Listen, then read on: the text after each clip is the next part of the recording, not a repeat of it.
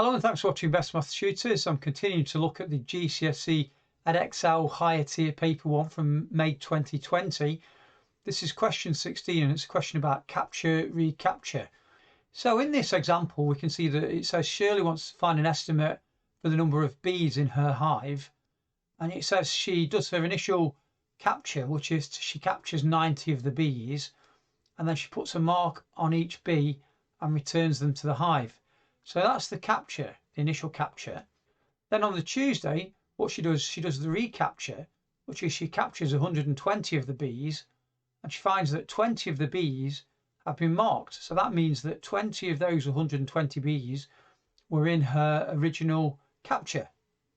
So what we've got to do is work out an estimate for the total number of bees in her hive. Well, we can see that originally she captured 90 bees out of a population of, which we're going to call X. So that was the size of the population, and she captured that fraction of them.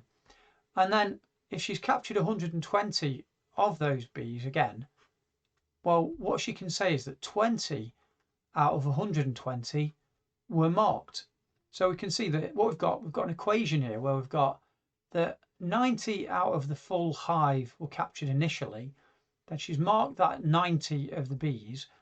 Then she's done a recapture and she's found that 20 of the 120 bees that she's captured were actually in the original capture. So if we rearrange this equation, it will allow us to calculate what X is.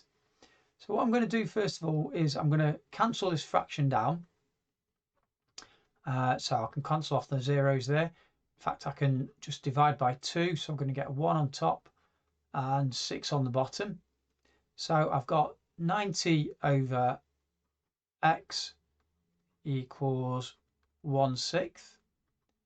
And if I multiply both sides by 6, what I'll do is I'll cancel the 6 on the right hand side, and I'll get 6 times 90 is 540. So I've got 540 over x, which, if we remember, that's the total population of the hive, or the estimation of the hive. And I'm now going to just multiply both sides by x there. So if I do that, x times x there, times x there. And the reason for that is because we don't want the x to be on the bottom of the fraction. We want it to be on the top. And what we've got is 1 times x is just x. So we're estimating that the size of the population of bees in her hive is 540. So that's the first part of it. In part B of this question, we're told that Shirley's assumed that none of the marks that have had rubbed off between Monday and Tuesday. So in other words, when we did the original capture and we marked 90 of them on Monday, she's assumed that all of those bees that she captured originally still had the marks on them. So if Shirley's assumption is wrong, and in fact some of the marks have rubbed off, what effect would this have on our answer to part A? Well, the first thing that we can say is that in the recapture, we would have expected then that we didn't get 20, but we would have had more than 20 of the original bees in our recapture. From that, we can say that that means that the proportion of bees in the hive that were originally marked and were captured is actually larger than we think it is. So in this case, the hive is actually smaller than we've calculated, and we've overestimated.